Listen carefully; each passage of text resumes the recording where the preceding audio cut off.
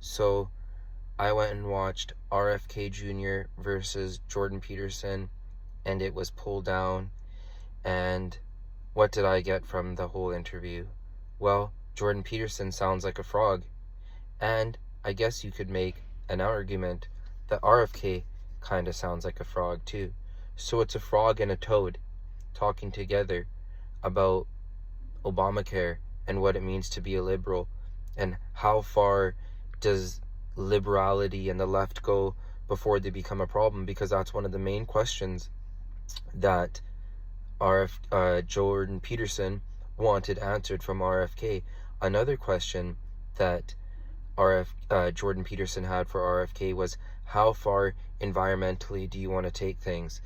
And one thing I found weird was that he was super pro windmills. And I hate windmills. I think windmills are so annoying and so stupid. And they don't even generate that much power. And he was talking about how he wanted to make a grid style electricity and all that good stuff. And I understand that, because he said that the highway systems were like a grid and all electricity should be added into the grid easier. And if that means expanding infrastructure, whatever, he said that he was about it or whatever. And one of the messages that RFK said was that in order to make the change, it's not about fearing the people into climate and the temperature going up.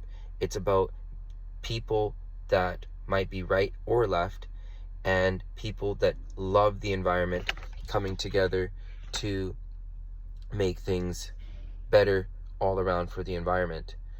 But what could have been the reason why the interview was pulled down? And like I said, Jordan Peterson sounds like a frog and RFK sounds like a frog. And then they talked about the atrazine thing and about frogs turning into, they were questioning their orientation, all in Pride Month. Now you have two guys that sound like frogs talking about you have two guys talking about frogs in Pride Month that sound like frogs, and the number one meme for the people that are the 4chan guys is Pepe the Frog.